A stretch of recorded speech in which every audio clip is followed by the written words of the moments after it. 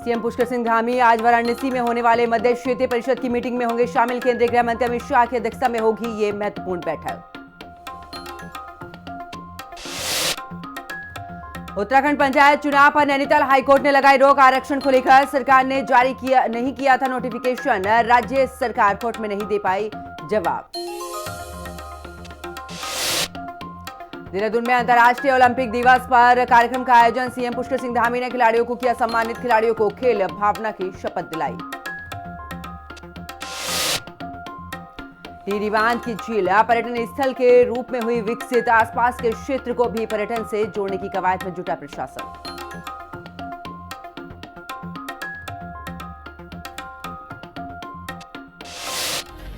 नमस्कार, हिंदी खबर देख रहे हैं आप। मैं हूं आपके साथ पंकज यादव। करते हैं बुलेटिन की शुरुआत उत्तरकाशी से। इस वक्त की बड़ी खबर सामने, जहां पर यमुनोत्री धाम जो यात्रा का मार्ग है उस पर भूस्खलन हुआ है। 2 से 3 लोगों के मलबे में दबे होने की आशंका भी जताई जा रही है। एसडीआरएफ व पुलिस की टीम रेस्क्यू में जुटी हुई है। एक घायल व्यक्ति का इलाज भी चल रहा है। तो बड़ी खबर आपको बता रहे, जहां पर देखिए यात्रा मार्ग पर भूस्खलन हुआ है और एक घायल व्यक्ति का इलाज उपचार भी चल रहा है। तो उत्तरकाशी से इस वक्त की बड़ी खबर आपको बता रहे, जहां पर बता दें कि यमुनोत्री धाम यात्रा मार्ग पर भूस्खलन हुआ है। सर प्लीज एसडीआरएफ और पुलिस को फोन करो। 9 ऐसी जगह है पैदल रूट पे यात्रा पे, तो उसमें एक लैंडस्लाइड होने की खबर आई थी समाचार में। तो अभी जो हम लोगों को रेस्क्यू किया है एनडीआरएफ, एसडीआरएफ, मेडिकल, पीडब्ल्यूडी और पुलिस का टीम भी, हमारी रेवेन्यू की टीम भी साथ है। तो जो रेस्क्यू हुए हैं एक इंजर्ड है, जिनको जानकी चक्की के पीएससी में हमने शिफ्ट किया है। आपका ट्रीटमेंट भी जोसे, तो उनके द्वारा भी बताया गया है कि उनके साथ एक और पुरुष है, मेल है, जो अभी मिसिंग में है, सर्च चल रहा है। और एक बच्ची है, आयु अभी स्पष्ट नहीं है, 12 से 13 साल, वो मिसिंग बताई गई। अभी रेस्क्यू वर्क चल रहा है और अभी बारिश तो नहीं हो रही है, तो उम्मीद है कि जल्दी वो रेस्क्यू करके घायलों को भी हुए निकालें। और चलिए बात करते हैं उत्तरकाशी की ही, जहां पर यमुनोत्री पैदल मार्ग पर भूस्खलन हुआ है। भैरव मंदिर के पास में ये भूस्खलन हुआ है। सीएम धामी ने हादसे का संज्ञान लिया है। सोशल मीडिया प्लेटफॉर्म एक्स पर मुख्यमंत्री का पोस्ट। प्रशासन को रेस्क्यू अभियान तेज करने के निर्देश दिए हैं। सभी प्रभावितों की कुशलता की प्रार्थना भी मुख्यमंत्री ने की है। तो सीएम पुष्कर सिंह धामी ने सोशल मीडिया एक्स पर पोस्ट भी किया है और साथ ही बता दें कि प्रशासन को रेस्क्यू अभियान तेज करने को मुख्यमंत्री की तरफ से कहा गया है। सभी प्रभावितों की कुशलता की प्रार्थना भी मुख्यमंत्री ने की है। उत्तरकाशी यमुनोत्री पैदल मार्ग पर भूस्खलन हुआ है। भैरव मंदिर के पास ये भूस्खलन हुआ है। तो सीएम पुष्कर सिंह धामी 2 दिवसीय वाराणसी के दौरे पर हैं, जहां पर आज मुख्यमंत्री मध्य क्षेत्रीय परिषद की 25वीं बैठक में शामिल होंगे। केंद्रीय गृह मंत्री अमित शाह की अध्यक्षता में मध्य क्षेत्रीय परिषद की बैठक होगी। काशी में मीडिया से बातचीत करते हुए मुख्यमंत्री ने कहा कि बैठक में केंद्रीय गृह मंत्री अमित शाह का मार्गदर्शन मिलेगा। साथ ही प्रदेश और क्षेत्रीय हितों से जुड़े अनेक महत्वपूर्ण विषयों पर भी चर्चा होगी।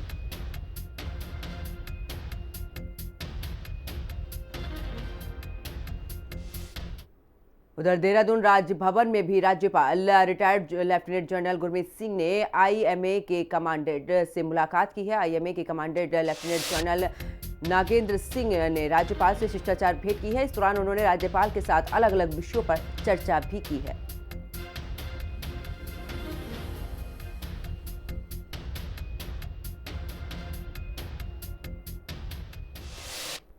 तो उत्तराखंड पंचायत चुनाव प्रक्रिया पर नैनीताल हाईकोर्ट ने रोक लगा दी है। पंचायतों में रिजर्वेशन की स्थिति साफ नहीं होने की वजह से हाईकोर्ट ने रोक लगाई है। 2 दिन पहले ही राज्य निर्वाचन आयोग ने पंचायत चुनाव का कार्यक्रम जारी किया था। अब हाईकोर्ट ने रोक लगाने से यहां पर पंचायत चुनाव की जो प्रक्रिया है वो फिर से अधर में लटक गई है।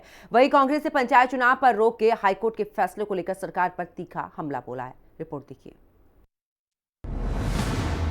पंचायत चुनाव पर हाईकोर्ट ने रोक लगाई। महारा के निशाने पर सरकार बीजेपी आई। कांग्रेस बोली चुनाव कराने की नहीं सरकार की मंशा। बीजेपी प्रदेशाध्यक्ष बोले कांग्रेस अटका रही रोड़ा। नैनीताल हाईकोर्ट ने राज्य में त्रिस्तरीय पंचायत चुनाव प्रक्रिया पर रोक लगा दी है।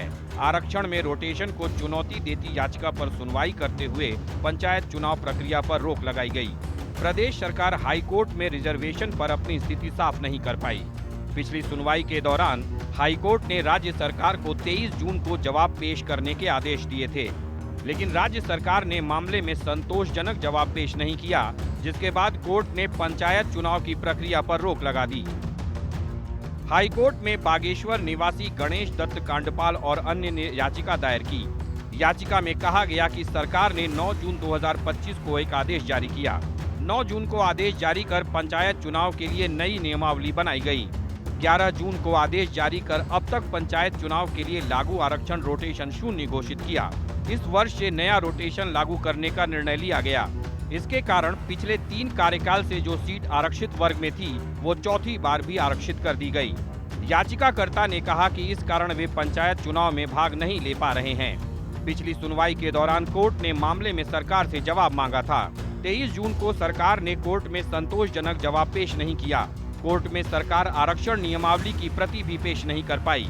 हाईकोर्ट ने पंचायत चुनाव प्रक्रिया पर रोक लगाई। याचिकाकर्ता के अधिवक्ता ने बताया कि सरकार ने आरक्षण नियमावली का गजट नोटिफिकेशन नहीं जारी किया था। साथ ही आरक्षण रोटेशन को 0 करने से संविधान की मंशा का भी उल्लंघन हो रहा था। कोर्ट ने इन आपत्तियों को स्वीकार करते हुए पंचायत चुनाव प्रक्रिया पर रोक लगा दी। याचिकाकर्ता का कहना था कि जो चुनाव जो किए जा रहे हैं, एक तो इसको प्रथम चक्र माना जा रहा है, जबकि प्रथम चक्र नहीं है। इससे पहले भी यहाँ उत्तराखंड में 4 बार चुनाव हो चुके हैं और इसको प्रथम चक्र मानने में बार बार सीटें फिर वही आ जा रही हैं जो पिछली बार वो थी। तो संविधान का जो मंशा है कि सीटों को रोटेशन से भरा जाएगा, तो उसी का कोई औचित्य नहीं रह जाता है। तो कोर्ट ने इन्हीं बातों को ध्यान में रखते हुए आगे की प्रक्रिया पर रोक लगाई। पंचायत चुनाव पर हाईकोर्ट की रोक के बाद उत्तराखंड शासन में हड़कंप मचा है। कोर्ट की कड़ी टिप्पणी के बाद अब सचिव पंचायती राज जल्दी ही रुड़की में प्रिंट होने गई आरक्षण नियमावली 2025 की गजट नोटिफिकेशन की प्रति जारी कर इसे कोर्ट में पेश करने की बात कह रहे हैं। माननीय उच्च न्यायालय में त्रिस्तरीय पंचायती राज व्यवस्था के तहत चुनाव में आरक्षण नियमावली 2025 के संबंध में इसके गजट नोटिफिकेशन न होने के कारण इस पर एक स्टे प्रदान किया गया है, जैसा कि हमारे महाधिवक्ता श्री बाबुलकर जी के द्वारा मुझे टेलीफोन पर बताया गया है। इसके संबंध में हमने रुड़की प्रेस, राजकीय प्रेस रुड़की के निदेशक श्री उमेश पांडे जी से बात की है और उनको से अनुरोध किया है कि आज ही हमें इसकी एक प्रति शासन को उपलब्ध करा दें, जो गजट नोटिफिकेशन की एक प्रति उपलब्ध करा दें, ताकि इसको अगले दिन कल माननीय न्यायालय में इसको प्रस्तुत करके स्टे वैकेट कराने की कार्रवाई की जा सके। पंचायत चुनाव पर रोक लगाने के हाईकोर्ट के फैसले को लेकर कांग्रेस ने सरकार पर तीखा हमला बोला है। कांग्रेस प्रदेश अध्यक्ष करण माहरा का कहना है कि कांग्रेस की ओर से लगातार मनमाने तरीके से आरक्षण रोस्टर को 0 करने का मुद्दा उठाया जा रहा था और अब कोर्ट के फैसले से इस पर मुहर लग गई है। वहीं बीजेपी प्रदेश अध्यक्ष महेंद्र भट्ट ने कहा है कि कोर्ट के आदेश को देखते हुए सरकार आरक्षण नियमावली का गजट नोटिफिकेशन कोर्ट में पेश करने जा रही है। बीजेपी प्रदेश अध्यक्ष ने कांग्रेस पर पंचायत चुनाव नहीं होने देने के लिए रोड़े अटकाने का आरोप लगाया। कोर्ट ने आज कांग्रेस के जो आरोप थे, कांग्रेस के लीडरान के जो आरोप थे, उस पर मोहर लगाई है।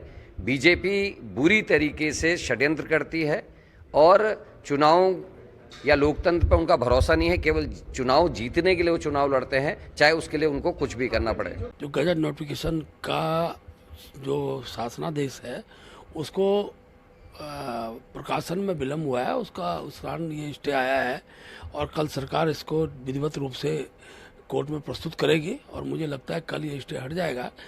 लेकिन फिर भी मैं ये कहता हूँ, भारतीय जनता पार्टी चुनाव के लिए कटिबद्ध है और जब सरकार ने चुनाव की तिथियां घोषित की है, हम चुनाव की तिथि के अनुसार हमने अपने कार्यक्रम की श्रृंखला तैयार किया है।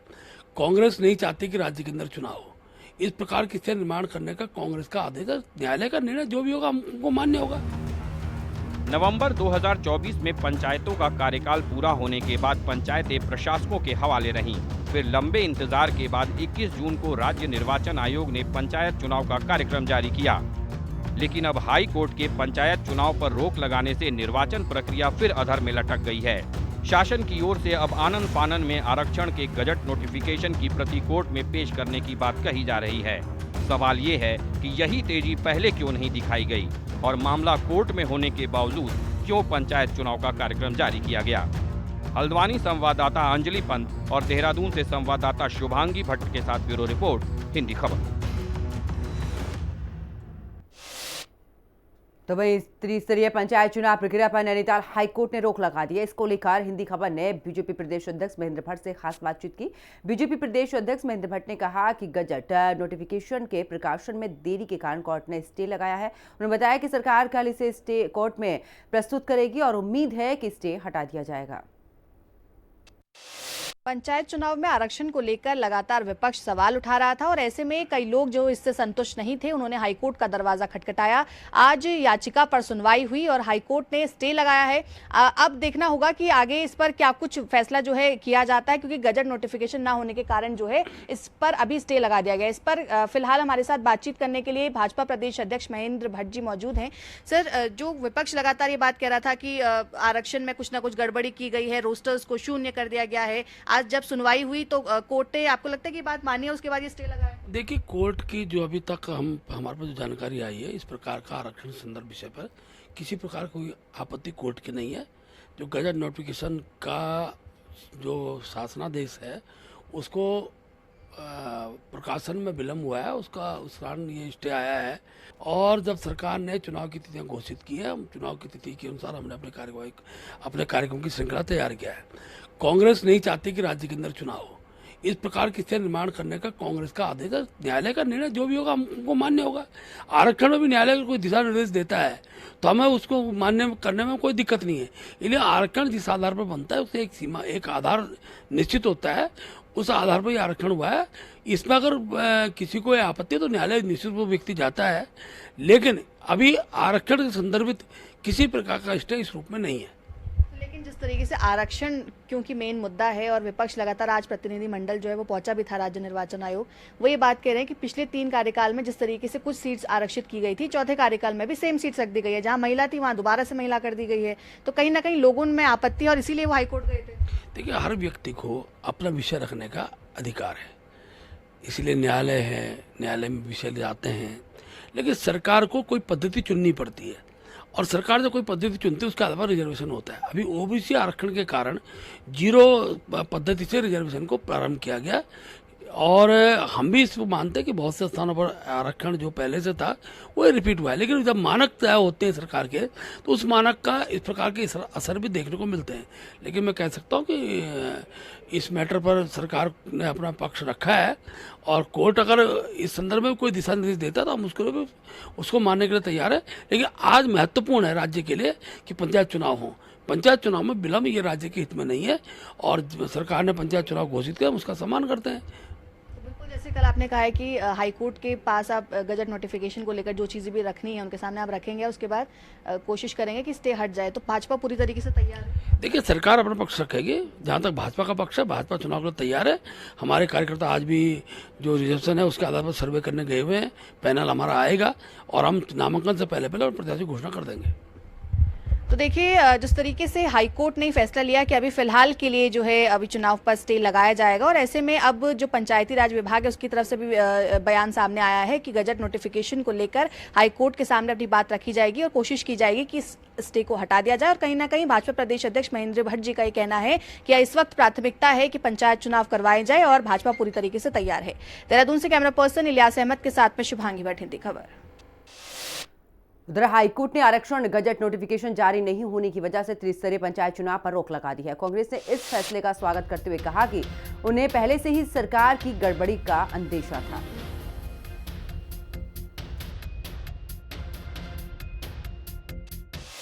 रोस्टर प्रणाली को ध्वस्त कर दिया, 0 कर दिया और हमारा स्पष्ट कहना है कि आज माननीय उच्च न्यायालय ने भी जैसी जानकारी मिली है, जो हमारी ओर से आपत्तियां दर्ज की गई थी, जो आपत्तियां वाजिब थी, माननीय उच्च न्यायालय ने संज्ञान लिया और उसमें स्थगन मिला है, स्टे मिला है।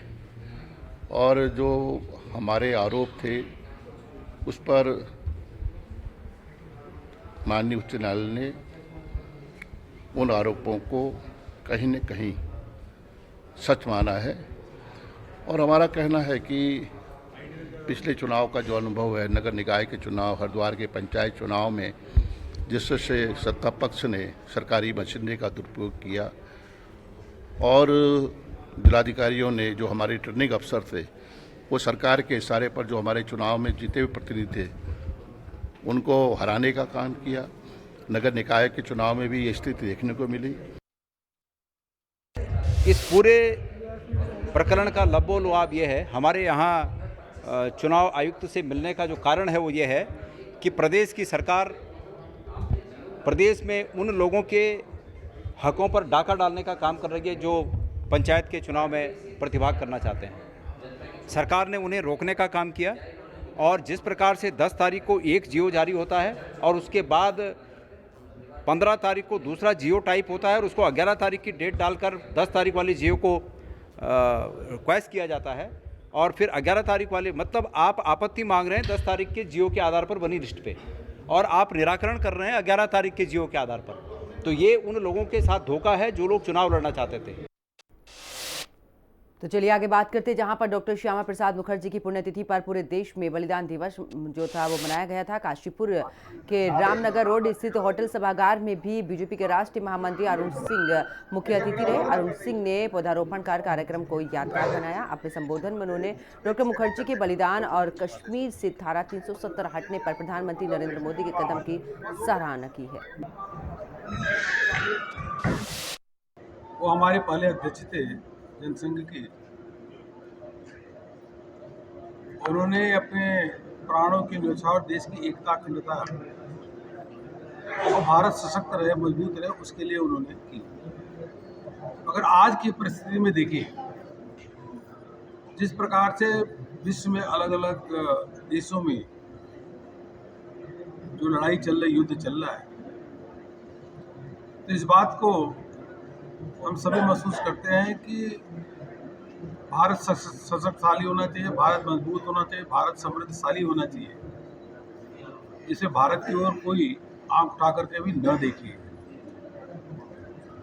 और इसी बात को लेकर के उन्होंने प्राणों की आहुति दी। देश एक रहे, मजबूत रहे, अखंड रहे। और हम सब ने देखा कि डॉक्टर श्यामा प्रसाद मुखर्जी जी के सपनों को साकार करने का काम प्रधानमंत्री मोदी जी ने किया।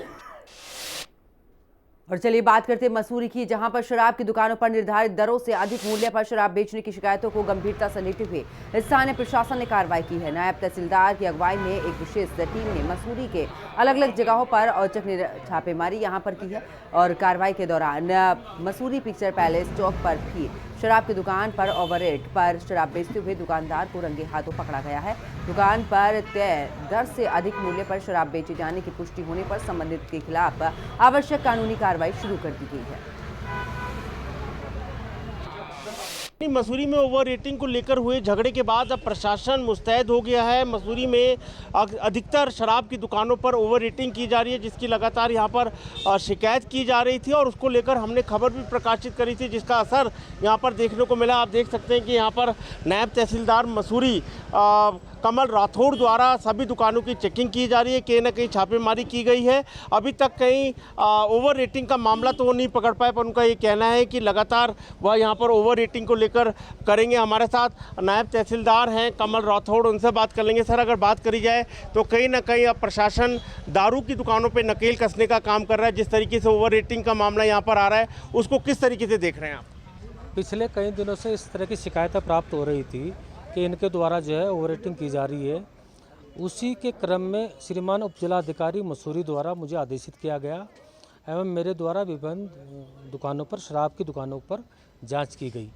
कई जगह इनकी सेल सही पाई गई, रेट टू रेट इनके द्वारा शराब विक्रय किया जाना पाया गया, किंतु पिक्चर पैलेस पे स्थित इंग्लिश वाइन शॉप पर ओवर रेटिंग की गई। उसका मेरे द्वारा जो है छापा मारा गया और उसके खिलाफ कार्रवाई हेतु उच्च अधिकारियों को रिपोर्ट प्रेषित की जा रही है। पर क्या मानते हैं, जिस तरीके से ओवर रेटिंग होती है उसकी शिकायत लगातार हो रही है, तो ये छापेमारी अब क्या नियम अनुसार समय समय पर चलती रहेंगी? हाँ बिल्कुल, ये हमारा दायित्व भी है और इसको रेट को मेंटेन करना, इसके लिए जो है आबकारी विभाग को भी उच्च अधिकारियों के माध्यम से निर्देशित कराया जाएगा और आपके माध्यम से समस्त शराब व्यवसायियों के केंद्रों को, मालिकों को मैं कहना चाहता हूँ, कृपया वे भी हमें सहयोग करें और रेट टू रेट जो नियमानुसार है उसी के अनुसार शराब विक्रय करें। पर एक सवाल और है सर, इसमें आबकारी विभाग द्वारा हेल्पलाइन नंबर भी, शिकायत के ईमेल भी दे रखे हैं, तो क्या माना जाए कि शराब की दुकानों के पास इन नंबरों को होना चाहिए? अगर वो ओवर रेटिंग कर रहे हैं तो जनता अपने आप कंप्लेन कर सके या आप सब लोगों से संपर्क कर सके? जनता को भी इस बारे में अवेयरनेस रखनी चाहिए कि जो रेट शराब की बोतल पे प्रिंट है उतने को ही पे किया जाए। यदि उसके बारे में वो एक्स्ट्रा रुपए मांगते हैं तो उचित माध्यम पर काउंटर पर वो अपनी शिकायत दर्ज करा सकते और हैं। ये बदतमीजी भी कर रहे हैं जो शराब विक्रेता है कस्टमर के साथ, ये भी हमने देखा है कि बदतमीजी करते हैं ये लोग। यदि ऐसा पाया जाएगा तो उसके खिलाफ वैधानिक कार्रवाई की जाएगी। ठीक है, वैधानिक कार्रवाई की जाएगी। हमारे साथ नायब तहसीलदार थे कमल राठौड़, जिन्होंने साफ तौर पर बताया कि जो यहाँ पर ओवर रेट पे शराब बिक रही है वो नहीं होगा। ऐसे में जनता को भी जागरूक होने की ज़रूरत है।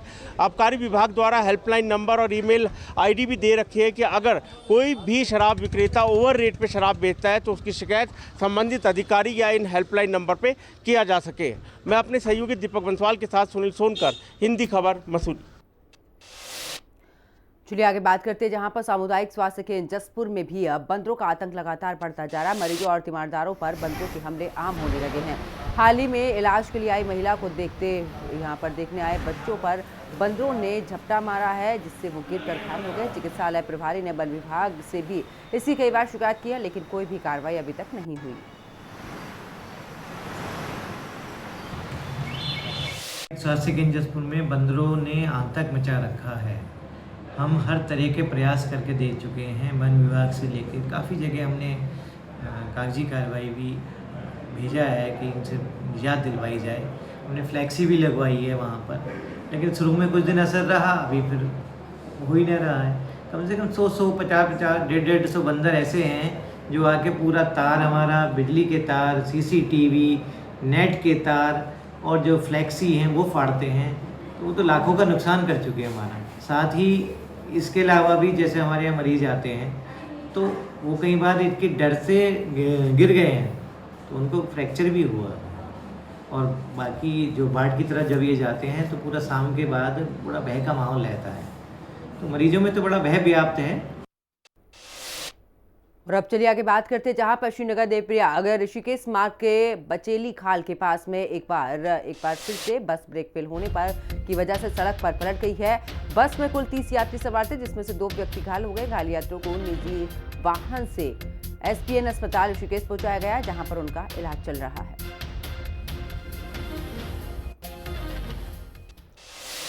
उधर आर्मी सप्लाई कोर में तैनात 25 वर्षीय नायक हिमांशु मिश्रा का रविवार को बोर जलाशय में डूबने से निधन हो गया है। हिमांशु अपने 3 साथियों के साथ जलाशय घूमने गया था। हिमांशु पानी के तेज बहाव में फंस गया और डूबने लगा। उसके साथियों ने तुरंत पुलिस को इसकी सूचना दी, जिसके बाद स्थानीय पुलिस, जल पुलिस और SDRF की टीम भी सर्च ऑपरेशन उनकी तरफ से शुरू किया गया। करीब 14 घंटे की लगातार कोशिश के बाद हिमांशु का शव जलाशय से बरामद किया गया।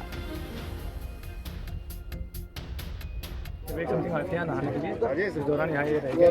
अभियान चलाया, हमें पता लगा इस बारे में, हमने इन्हें बताया, घूमना खाते 2 घंटे घूमना, लेकिन बताने लगा फिर जाके बॉडी बरामद हुई। लगभग कितने गहरे पानी? लगभग 20 फीट।